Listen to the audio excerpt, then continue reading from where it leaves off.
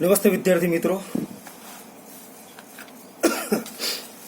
આપણે પાછલા પીરિયડની અંદર કુલમનો નિયમ, તેનું સદી સ્વરૂપ અને ઘણા બધા વિદ્યુત ભારોને કારણે લાગતું વિદ્યુત બળ એટલે કે સંપાતપ્રાણના સિદ્ધાંત વિશે ચર્ચા કરી. હવે આ નિયમોના આધારે પરીક્ષાની અંદર કેવા પ્રકારના ન્યુમેરિકલ્સ યાની કે કેવા પ્રકારના એક્ઝામ્પલ પૂછાય જેની થોડી ચર્ચા કરીશું.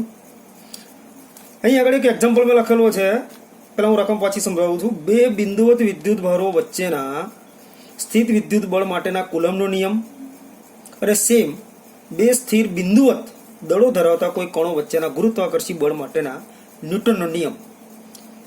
આ બંને જે બળો માટેના નિયમો છે એનો આધાર યા તો બંને વિદ્યુત ભારોના અથવા તો બંનેના દળો વચ્ચેના અંતરના વ્યસ્ત વર્ગ ઉપર આધારિત છે. આપણે જાણીએ છીએ. તો એ પરથી આપણે શું મેળવવાનું છે? અહીં આગળ ઇલેક્ટ્રોન અને પ્રોટોન અને બીજા નંબરની અંદર બે પ્રોટોન વચ્ચે લાગતા આ બળોના માનના ગુણોત્તર પરથી તેમની પ્રબળતાની સરખામણી કરો. યાની કે બે બિંદુવત વિદ્યુત ભારો વચ્ચે લાગતું વિદ્યુત બળ અને એ બે બિંદુવત વિદ્યુત ભારો વચ્ચે લાગતું ગુરુત્વાકર્ષી બળ, એ બંનેની આપણે સરખામણી કરવાની છે અને તે પરથી એની પ્રબળતા નક્કી કરવાની છે. તો બીજો ભાગ છે ઇલેક્ટ્રોન અને પ્રોટોન જ્યારે એકબીજાથી 1 એંગસ્ટ્રોમ જેટલા અંતરે દૂર હોય ત્યારે તેમના પર લાગતા પરસ્પર આકર્ષી બળને કારણે ઉદ્ભવતા ઇલેક્ટ્રોન અને સેમ એ જ રીતે પ્રોટોનનો પ્રવેગ શોધો. મિત્રો, આ એક્ઝામ્પલ, આ ન્યુમેરિકલ્સ, કુલમનો નિયમ અને ગુરુત્વાકર્ષી બળ, ન્યૂટનના નિયમ, બંનેનો યોગ્ય ઉપયોગ કરીને આપણે શોધવાનું છે. પહેલા કોઈ પણ પ્રકારના ન્યુમેરિકલ્સને જ્યાં સુધી એની અંદર શું આપેલું છે અને શું શોધવાનું છે આપણે એ સમજ ના પડે ત્યાં સુધી એને વારંવાર વાંચો અને સમજવા માટેનો પ્રયત્ન કરો. શું કીધું છે ન્યુમેરિકલ્સમાં અહીં આગળ? પહેલાં તો આપણને ન્યૂટનના ગુરુત્વાકર્ષી બળના નિયમ અને કુલમ્બનો વિદ્યુત ભારો વચ્ચેના આકર્ષી કે અપાકર્ષી બળોના નિયમની વાત કરી છે કે ભાઈ બે બિંદુઓ વિદ્યુત ભારો એમની વચ્ચે જે સ્થિત વિદ્યુત બળ ઉદ્ભવે છે તે અને બે દળો ધરાવતા બિંદુવત કણો એમની વચ્ચે જે ગુરુત્વાકર્ષી બળ ઉદ્ભવે છે તે બંનેનો આધાર એમની વચ્ચેના યાની કે બંને કણો વચ્ચેના અંતરના વર્ગના વ્યસ્ત પ્રમાણે છે. સેમ વસ્તુ છે. તો આપણે એ નક્કી કરવાનું છે કે ઇલેક્ટ્રોન અને પ્રોટોનને ઉદાહરણ તરીકે લેવાના. ફરી વખત બે પ્રોટોનને આ રીતે ઉદાહરણ તરીકે લેવાના છે અને એમની વચ્ચે લાગતા વિદ્યુત બળ અને એમની વચ્ચે લાગતા ગુરુત્વાકર્ષી બળની આપણે સરખામણી કરવાની છે. આપણને કિંમતો આપેલી છે પ્રોટોનનું દળ અને ઇલેક્ટ્રોનનું દળ. તો આ એક્ઝામ્પલને સોલ્વ કરવા માટે મૂળ તમારો પ્રશ્ન એ વિભાગની અંદર આપણને એમ પૂછ્યું છે કે એક ઇલેક્ટ્રોન અને એક પ્રોટોન દાખલા તરીકે એકબીજાથી જો 8 જેટલા અંતરે એકબીજાથી દૂર હોય, ઇલેક્ટ્રોનનું દળ ધારી લો, દાખલા તરીકે એનું દળ છે માસ ઓફ ઇલેક્ટ્રોન એમઈ, પ્રોટોનનું દળ છે ધારો કે માસ ઓફ પ્રોટોન એમપી. દળને કારણે બંને વચ્ચે ગુરુત્વાકર્ષી બળ લાગશે. ઇલેક્ટ્રોન પરનો વિદ્યુત ભાર ઈ જેટલો, પ્રોટોન પરનો પણ વિદ્યુત ભાર ઈ જેટલો. વિદ્યુત ભારને કારણે બંને વચ્ચે આકર્ષી વિદ્યુત બળ લાગશે. આકર્ષી વિદ્યુત બળ કુલમના નિયમ પ્રમાણે શોધી શકાય અને આકર્ષી ગુરુત્વાકર્ષી બળ ન્યૂટનના નિયમ પ્રમાણે શોધી શકાય. આપણે એ સરખામણી કરવાની છે કે વિદ્યુત બળ અને ગુરુત્વાકર્ષી બળ એ બે પૈકી કોણ પ્રબળ છે અને બંનેની એ રીતે આપણે સરખામણી કરીશું. એના માટે સૌથી પહેલા હું ઇલેક્ટ્રોન અને પ્રોટોન વચ્ચે લાગતું વિદ્યુત બળ યાની કે વિદ્યુત આકર્ષી બળ, વિદ્યુત બળ શોધીશું કુલમના નિયમથી.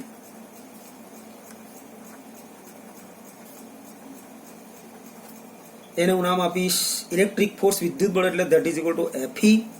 આપણે સૂત્ર જાણીએ છીએ કુલમના નિયમનું 1/4πε0. પ્રથમ કણનો વિદ્યુત ભાર યાની કે ઇલેક્ટ્રોનનો વિદ્યુત ભાર that is equal two E. Q2 યાની કે બીજા નંબરના બિંદુવત કણનો વિદ્યુત ભાર એ છે પ્રોટોન અને એના પરનો વિદ્યુત ભાર એટલે E into E that is equal to E² divided by બંને વચ્ચેના અંતરનો વર્ગ. બંને વચ્ચે અંતર કેટલું ધર્યું છે આપણે? R જેટલું, તો R². આ સૂત્ર પરથી R અંતરે અલગ કરેલા ઇલેક્ટ્રોન અને પ્રોટોન વચ્ચેનું આકર્ષી બળ મળશે, વિદ્યુત બળ મળશે કુલમના નિયમ પરથી.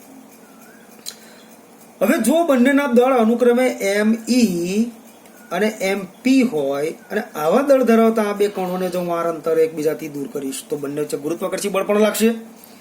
ગુરુત્વાકર્ષી બળ આપણે શોધીશું ન્યૂટનના નિયમ પરથી. એટલે બીજા નંબરનું બળ કયું છે તમારું? ગુરુત્વાકર્ષી બળ, અને એ ન્યૂટનના નિયમ પરથી. 11મા ધોરણમાં સૂત્ર જોઈ ગયા છે. બે કણો વચ્ચે લાગતું ગુરુત્વાકર્ષી બળ ધેટ ઇઝ ઇક્વલ ટુ એનો દર્શાવી છે Fg વડે. ગુરુત્વાકર્ષણનો સાર્વત્રિક અચળાંક કેપિટલ G.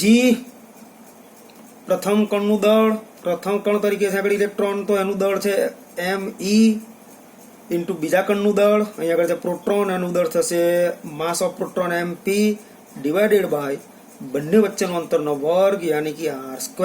મિત્રો આ સૂત્ર પ્રમાણે ઇલેક્ટ્રોન અને પ્રોટોન વચ્ચે આપણને ગુરુત્વાકર્ષી બળ મળશે. હવે મારા બળોની સરખામણી કરવી છે, એટલે સમીકરણ નંબર 1 યાની કે વિદ્યુત બળ અને સમીકરણ નંબર 2 યાની કે ગુરુત્વાકર્ષી બળોની આપણે સરખામણી કરવા એમનો લઈશું ગુણોત્તર. 1 અને 2 નો ગુણોત્તર લેતા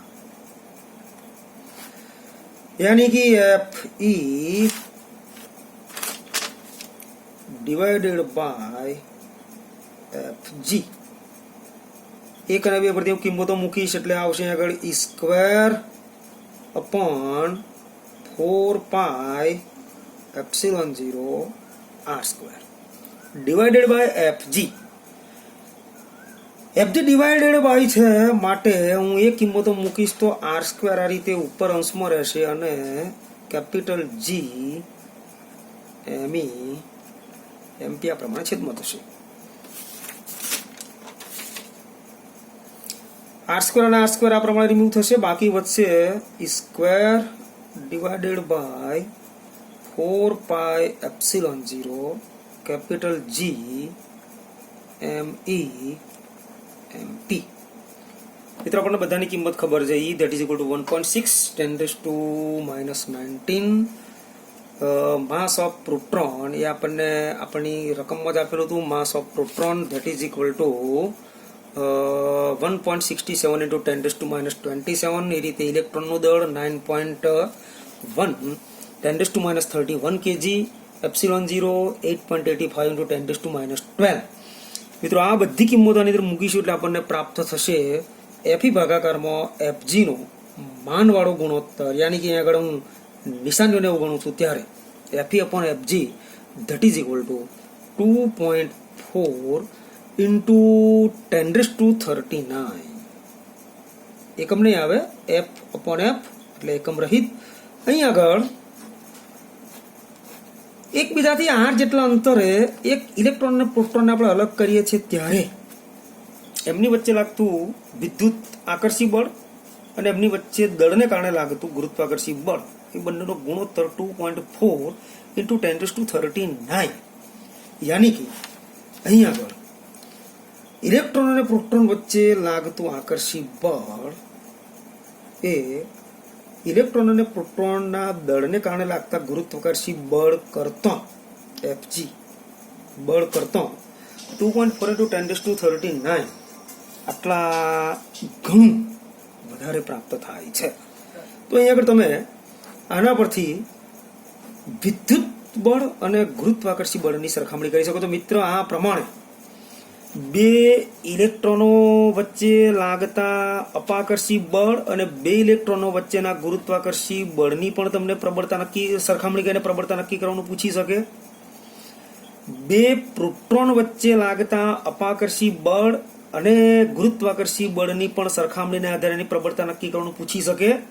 તો એ પ્રમાણે અહીંયા આગળ આપણે ગમે તે બે વિદ્યુત ભારિત કણો વચ્ચે લાગતા વિદ્યુત બળ અને ગુરુત્વાકર્ષી બળની સરખામણી જાતે કરી શકીએ છીએ.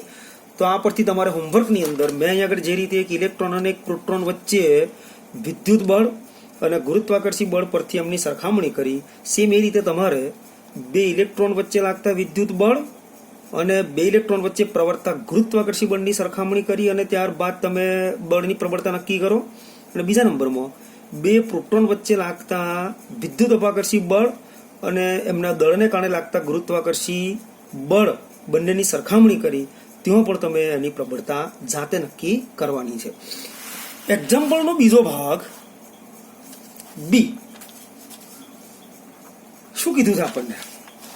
એક્ઝામ્પલના બીજા ભાગની અંદર બીમાં ઇલેક્ટ્રોન અને પ્રોટોન એકબીજાથી 1 એંગસ્ટ્રોમ જેટલા અંતરે જ્યારે દૂર હોય ત્યારે તેમના પરસ્પર આકર્ષણ બળથી ઉદ્ભવતા ઇલેક્ટ્રોન અને પ્રોટોનના પ્રવેગ આપણે નક્કી કરવાના છે. મિત્રો સમજો બીજા ભાગમાં શું કહેવામાં આવે છે કે અહીંયા આગળ એક ઇલેક્ટ્રોનને અને એક પ્રોટોનને એકબીજાથી R is equal to 1 angstrom यानी कि 10⁻10 मीटर આટલા ડિસ્ટન્સે હું જ્યારે એકબીજાથી બંનેને અલગ કરું છું ત્યારે કુલમના નિયમ પ્રમાણે બંને વચ્ચે આ દિશાની અંદર આકર્ષી બળ લાગશે. બંને ઉપર લાગતા બળોના મૂલ્ય સરખા હશે. ઇલેક્ટ્રોન જેટલું બળ અનુભવે છે સેમ એટલું બળ પ્રોટોન પણ અનુભવશે. બળને કારણે પ્રોટોન એ આ દિશાની અંદર ગતિ કરશે ઇલેક્ટ્રોન તરફ, અને ઇલેક્ટ્રોન એ આ દિશામાં યાની કે પ્રોટોન તરફ ગતિ કરશે. એ દરમિયાન ઉદ્ભવતો પ્રવેગ આપણે આગળ શોધવાનો છે. મિત્રો 11મા ધોરણની અંદર ન્યૂટન ગતિના બીજા નિયમ પરથી આપણે એમ દળના પદાર્થ ઉપર જ્યારે આપ જેટલું બળ લાગે ત્યારે ઉદ્ભવતા પ્રવેગ વિશે ચર્ચા કરી ચૂકેલા છે. અને સૂત્ર તો આપણી પાસે આવું કે જ્યારે કોઈ એમ દળના પદાર્થ ઉપર એફ જેટલું બળ લગાડવામાં આવે તો પ્રાપ્ત થતો પ્રવેગ જો એ હોય તો રિલેશન બનશે એફ ઇઝ ઇક્વલ ટુ એમ એ. યાની કે જો તમારે પ્રવેગ પ્રાપ્ત કરવો હોય, મેળવવો હોય, તો પદાર્થ ઉપર લાગતા બળને એ પદાર્થના દળ વડે ભાગવા પડે. અહીં આગળ મારે ઇલેક્ટ્રોનનો પ્રવેગ મેળવવો છે, પ્રોટોનનો પ્રવેગ મેળવવો છે, તો સૌથી પહેલા ઇલેક્ટ્રોન ઉપર લાગતું મારે બળ શોધવું પડે અને એ બળને ઇલેક્ટ્રોન વડે ભાગવા પડે. સેમ રીતે પ્રોટોનનો પ્રયોગ શોધવા માટે પ્રોટોન ઉપર લાગતું બળ ને પ્રોટોનના દળ વડે ભાગાકાર કરવો પડે. તો ઇલેક્ટ્રોન કે પ્રોટોન ઉપર લાગતું બળ કે રીતે શોધી શકાય? પહેલું કામ એ કરીશું.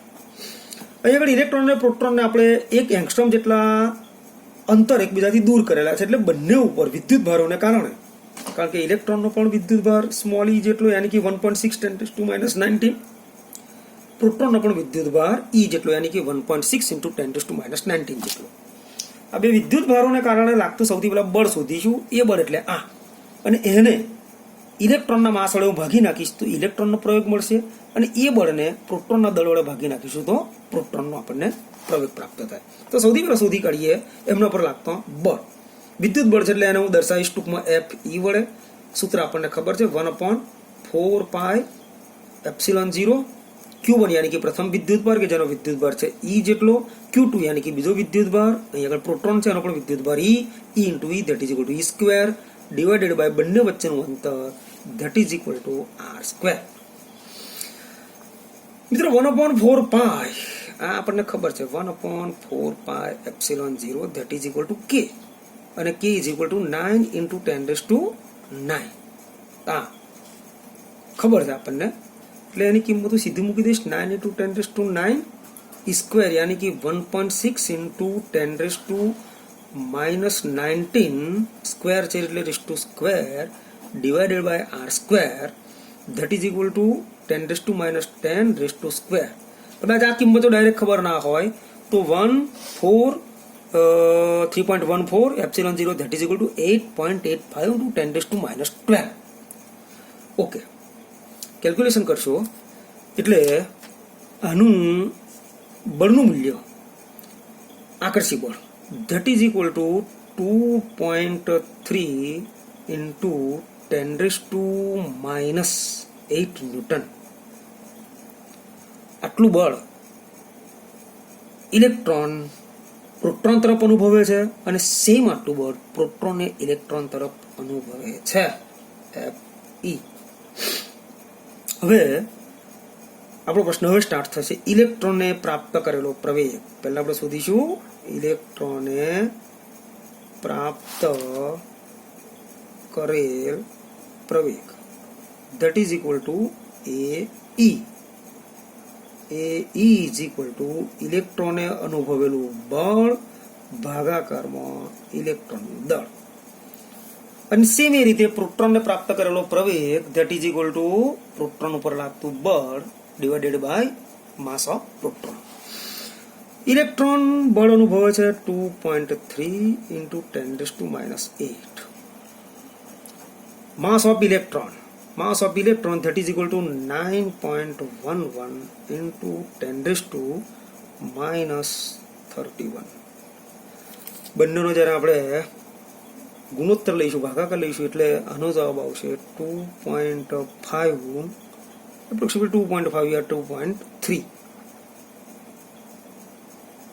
2.3 into 10⁻22. 2.3 या 2.5 મીટર પ્રવેગ છે, મીટર પર સેકન્ડ સ્ક્વેર. 2.5 સોરી 2.5. તો ઇલેક્ટ્રોન સૌથી પહેલા આટલું બળ અનુભવે છે. એ બળને કારણે પ્રોટોન તરફ ગતિ કરશે અને ગતિ દરમિયાન ઇલેક્ટ્રોનને પ્રાપ્ત કરેલો પ્રવેગ આટલો હશે. ચલો મિત્રો, એ પ્રમાણે પ્રોટોન ઉપર પણ આટલું જ બળ લાગે છે. સેમ પ્રોટોન પણ ઇલેક્ટ્રોન તરફ ગતિ કરે છે. તે દરમિયાન પ્રોટોને પ્રાપ્ત કરેલો પ્રવેગ, પ્રોટોને પ્રાપ્ત કરેલ પ્રવેગ, એને આપણે નામ આપી દઈશું એસેલરેશન ઓફ PAP. સેમ આ રીતે પ્રોટોન દ્વારા પ્રાપ્ત થયેલો પ્રવેગ ધેટ ઇઝ ઇક્વલ ટુ પ્રોટોને અનુભવેલું બળ ભાગાકારમાં માસ ઓફ પ્રોટોન. અહીંયા આગળ પ્રોટોન અને ઇલેક્ટ્રોન બંને સમાન 2.3 into 10⁻⁸ જેટલું બળ અનુભવે છે. એ કિંમત મિત્રો અહીં મૂકીશું. માસ of proton that is equal two 1.6 into 10⁻27. આ બંને કિંમતો જ્યારે મૂકીશું તે વખતે આપણને પ્રાપ્ત થશે 1.4 into 10⁻19 મીટર પર સેકન્ડ સ્ક્વેર. તો જ્યારે એક ઇલેક્ટ્રોન અને પ્રોટોન જેવા વિદ્યુતભારિત કણોને એકબીજાથી 1 એંગસ્ટ્રોમ જેટલા અંતરે દૂર મૂકવામાં આવે ત્યારે વિદ્યુત બળને કારણે ઇલેક્ટ્રોન અને પ્રોટોન દ્વારા પ્રાપ્ત થયેલા પ્રવેગ અનુક્રમે 2.5 into 10⁻22 મીટર પ્રતિ સેકન્ડ સ્ક્વેર જેટલો પ્રવેગ ઇલેક્ટ્રોન પ્રાપ્ત કરશે અને 1.4 into 10⁻19 મીટર સ્ક્વેર જેટલો પ્રવેગ પ્રોટોન દ્વારા પ્રાપ્ત થશે. મિત્રો, પરીક્ષાની અંદર ઘણીવાર આપણને પણ પૂછવામાં આવે કે જો બે ઇલેક્ટ્રોનોને એકબીજાથી 1 એંગસ્ટ્રોમ જેટલા અંતરે દૂર મૂકવામાં આવે તો અપાકર્ષી બળને કારણે ઇલેક્ટ્રોન પરનો પ્રવેગ શોધો. સેમ એ રીતે જો બે પ્રોટોનને એકબીજાથી 1 એંગસ્ટ્રોમ જેટલા અંતરે દૂર મૂકવામાં આવે તો અપાકર્ષી બળોને કારણે પ્રોટોન દ્વારા પ્રાપ્ત થયેલો પ્રવેગ શોધો. તો